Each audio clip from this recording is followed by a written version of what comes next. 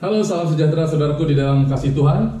Saya siang ini Pendeta Edward Limbong akan menanggapi seorang pendeta. Sebelum itu saya memperkenalkan, dari kecil saya dilahirkan dari gereja HKBP. Sampai besar saya masuk ke Katolik selama kurang lebih 12 tahun. Sudah itu saya ikut Advent kurang lebih 3 tahun. Dalam keadaan yang tidak baik, saya pernah diinjili dan hampir menjadi saksi Yehova. Ada satu hal yang sangat mengusik hati saya. Ada seorang pendeta yang selalu menghakimi pendeta-pendeta yang lain. Kita sebagai hamba Tuhan tidak boleh saling menyerang, menuduh satu sama lain. Jangan membuat jemaat bingung. Pak Pendeta, kasihlah Tuhan Allahmu dengan segenap hatimu, kasihlah sesamamu manusia seperti dirimu sendiri. Pak Pendeta yang sudah sangat senior, yang bahkan dipanggil engkong, sudah melakukan hal-hal yang provokatif. Dari buahnya lah kita bisa melihat hasil seorang hamba Tuhan. Bukan dari besar gerejanya, bukan dari banyaknya jemaatnya, bukan dari harta kekayaannya, tetapi kita lihat dari buahnya. Yohanes 15 mengatakan, kalau kita berbuah itu harus berbuah tetap, bukan buahnya busuk atau asam. Belakangan ini banyak hamba-hamba Tuhan, termasuk pendeta-pendeta yang iri hati. Saya katakan sekali lagi, iri hati karena apa? Mungkin terlalu lama, tapi kalah set orang bilang, janganlah, ayo kita tidak boleh saling menghakimi atau saling menghujat orang lain.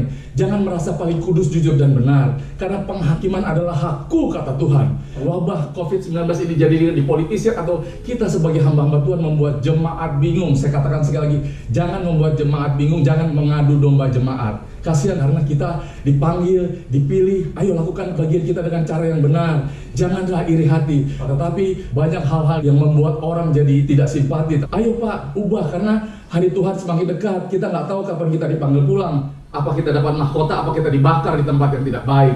Saya sangat menghormati dan mengasihi semua hamba-hamba Tuhan, pendeta-pendeta. Ayo, jangan di dalam media sosial ini kalian mencari keuntungan, mencari popularitas, mencari terkenal. Saya dipanggil secara pribadi sama yang ini, tapi saya nggak pernah memegahkan diri saya. Bahkan sampai hari ini, saya berani dirajam batu kalau saya makan dari uang hasil dari pelayanan saya. Saya berani sampai hari ini karena saya sebagai orang profesional. Saya dipanggil bukan full time, tapi saya dengan sebagai full heart. Saya selalu menyatakan kebenaran firman dengan cara apa? Pertobatan dan keselamatan. Amanat agung yang diperintahkan. Bapak tahulah amanat agung. Tapi satu hal yang saya minta, jangan saling menghakimi. Kenapa Pak? Iri hati, nggak ada yang lebih baik. Semua yang mulia, yang paling benar, yang paling baik itu cuma satu, yaitu Yesus. Dan juga mengatakan banyak pendeta-pendeta penipu, pendeta-pendeta palsu. Saya nggak kepengen jadi pendeta, tetapi karena saya dipanggil, ditetapkan, dan dipilih, makanya sampai hari ini saya menjadi seorang hamba Tuhan yang taat dan setia. Saya bukan siapa-siapa di hadapannya. Masalah mujizat kesembuhan itu bukan hak kita. Biarkan orang menjalankan sesuai dengan panggilannya dia. Ada gereja yang dipanggil untuk membagikan perjamuan kudus dan minyak. Itu bukan urusan kita. Ada yang gereja dipanggil untuk memberkati mujizat kesembuhan. Kita sebagai hamba-hamba Tuhan, kita dipakai menjadi saluran berkat oleh kuasa roh. Percaya nggak sama roh? Saya mau katakan, baptisan roh ada, bahasa roh ada, tapi jangan dihakimi siapapun kita dengan panggilannya. Satu hal, kalau kita berbeda doktrin, saya debat, saya tantang, tapi kalau urusan panggilan, urusan visi, urusan Pentakosta ke-3, ke-10, ke-100, itu bukan urusan kita, tapi urusan gereja kita masing-masing. Berbuahlah sebanyak-banyaknya. Ayo buat orang bertobat datang kepada Yesus, bukan menjadi orang saling menghujat jemaat, saling menghakimi, saling menjelek-jelekan di media sosial. Saya sedih, saya berdoa, makanya saya buat video ini supaya kita sesama hamba Tuhan jangan saling mendahului seperti bus kota, Pak. Cukupkanlah dirimu dengan apa yang ada. Kita sudah pernah merasakan semua kenikmatan dunia. Untuk apa lagi? Uang untuk siapa? Peninggalan warisan gereja untuk siapa? Kalau Bapak bilang pendeta-pendeta perampok, maksudnya saya nggak ngerti. Tetapi kalau orang suruh bayar perpuluhan, Malaikat 3 mengatakan silahkan, itu bukan masalah uangnya, itu masalah ketaatan dan kesetiaan. Kenapa? Apa penghasilan berkurang ya?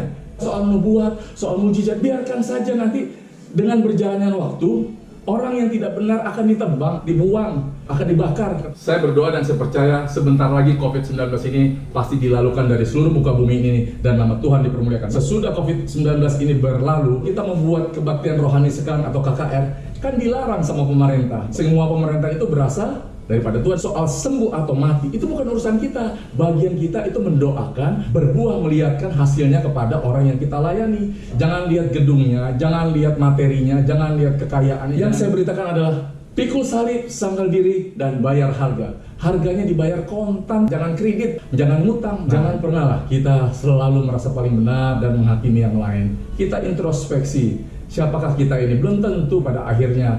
Apalagi umur kita ini udah bukan muda lagi. Nanti kalau tiba-tiba hari Tuhan jatuh kepada kita seperti suatu jerat, selesailah sudah hidup ini. Ayolah semuanya hamba-hamba Tuhan, sahabat-sahabat saya, saudara-saudara saya yang semua sedang dilanda ketakutan, dilanda kebingungan karena virus. Kita harus membawa damai, terlepas dari ketakutan. Kita membuat orang lebih lagi percaya dengan imannya kepada Tuhan. Jadi bukan menakut-nakuti, bukan bersaing, bukan saling menjatuhkan, bukan saling menghakimi. Semua itu sudah ada yang mengaturnya. Saat engkau benar di hadapannya, segala sesuatu sudah diatur oleh Tuhan. Jemaat Indonesia nggak bodoh. Yang bodoh itu pengajaran dari kita ini hamba-hamba Tuhan. Saya maunya selalu menyatakan kebenaran, bukan membodoh-bodohi, bukan menghujat, bukan menghakimi. Dan satu hal lagi, dengan tetap tinggal dan percaya terletak kekuatanmu. Diam dan tenanglah. Itu firman kok. Saya sebagai seorang profesional, kalau saya dalam keadaan yang tidak baik, atau saya perintahkan seperti danau dan laut ini itu tenang, saya bilang cuaca di depan terbuka, danau terbuka, saya mendarat, saya selamat sampai hari ini. Doa orang benar bila dengan yakin doakan, sangat besar kuasanya kayak gini Pak.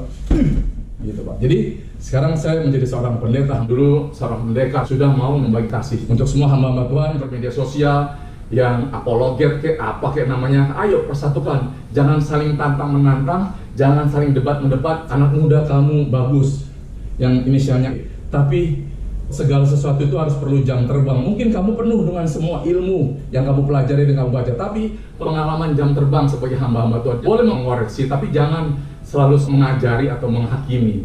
Hamba-hamba Tuhan yang di daerah, saya senang tuh yang di Kupang, yang aneh-aneh lah. Jangan cari uang di media sosial. Sebentar mungkin ada lah, follower, subscriber sebentar, tapi nanti pada akhirnya apa yang kamu tabur itu yang akan kamu tuai. Saya nggak lebih benar daripada saudara. Saya seorang hamba Tuhan dan profesional yang mau berbagi arti kebaikan hidup. Nah, akhir kata saya mau katakan satu firman, kebajikan dan kemurahan akan mengikuti. Saya mohon maaf, tetap saya mengasihi kalian semua. Dia adalah satu-satunya Tuhan dan Juru Selamat yang kita sembah. Oke, we love you, God bless you.